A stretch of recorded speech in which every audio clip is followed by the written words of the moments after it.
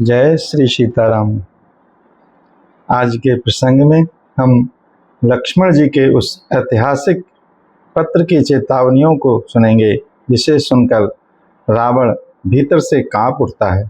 इसके बाद दूत सुक रावण को अपना नीतिपूर्ण अंतिम संदेश देता है, जिसे सुनकर अहंकारी रावण उसे लात मार देता है। उसी के साथ सुखदूत का एक ऐसा रहस्य सामने आता है जिसे जानकर आप हैरान रह जाएंगे। आइए इन चौपाइयों को हम अर्थ सहित सुनते हैं। बातन मन रिझाय सड जन घाल सुकुल खीस, राम विरोध न उबरस शरण विष्णु अज ईश। अर्थात लक्ष्मण जी की पत्रिका में लिखा था, अरे मूर्ख, केवल बातों से ही मन को रिझाकर अपने कुल को नष्ट भ्रष्ट न कर। श्री राम जी से विरोध करके तू विष्णु ब्रह्मा और महेश की शरण जाने पर भी नहीं बचेगा। कि तजमान अनुजेब प्रभु पद पंकज भृंग, होहि के राम शरानल खल कुल सहित पतंग। अर्थात या तो अभिमान छोड़कर अपने छोटे भाई विभीषण की भांति प्रभु के चरण कमलों का भ्रमर बन जा, अथवा रे दुष्ट श्री राम जी के बाण रूपी अग्नि में परिवार सहित पतंगा हो जा। इनमें से जो तुझे ठीक लगे वो कर। सुनत सब मन मुख मुस्काई, कहत दशानन सब ही सुनाई। भूम परा कर गहत अगासा, लघु तापस कर बाग विलासा। अर्थात पत्रिका को सुनते ही रावण मन में तो भयभीत हो गया, परंतु मुख से ऊपर से मुस्कुराता हुआ वह सबको सुनाकर कहने लगा, जैसे कोई पृथ्वी पर पड़ा हुआ हाथ से आकाश को पकड़ने की चेष्टा करता हो, वैसे ही वह छोटा तपस्वी वनवासी मुझे डराता है। कै सुखनाथ सत्य सब वाणी, समझो छाड़ प्रकृति अभिमानी।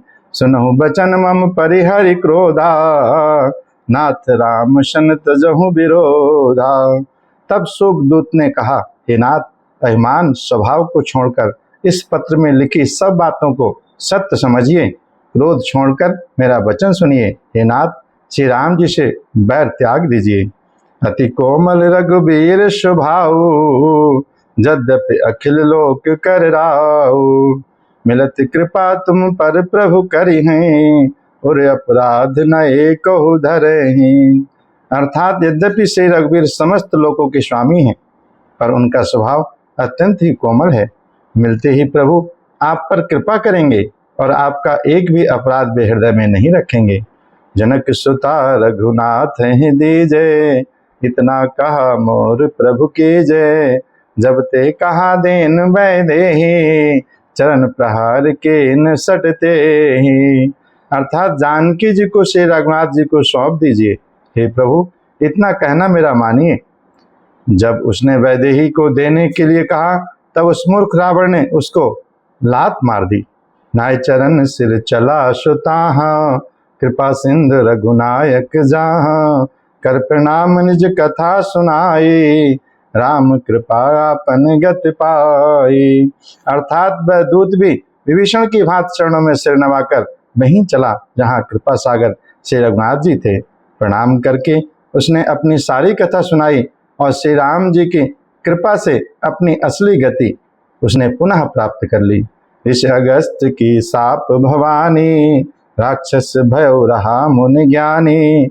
बंद राम पद बारहि बारा, मुनि निज आश्रम कहूँ पगधारा। अर्थात शिव जी कहते हैं, हे भवानी, वह ज्ञानी मुनि था जो अगस्त ऋषि के साप से राक्षस हो गया था। वह बार बार श्री राम जी के चरणों की वंदना करके अपने आश्रम को चला गया। सत्य की राह दिखाने वाले अपने ही शुभ चिंतकों को ठुकराया रावण की नियति बन चुका था। शुक मुनि तो साप मुक्त होकर अपने धाम लौट गए, लेकिन लंका पर विनाश के बादल और गहरे हो गए। अब समुद्र तट पर ध्यान मग्न प्रभु श्री राम मार्ग न मिलने पर क्या कदम उठाते हैं, इसे हम आगे के प्रसंग में सुनेंगे। प्रेम से बोलिए जय श्री सीताराम।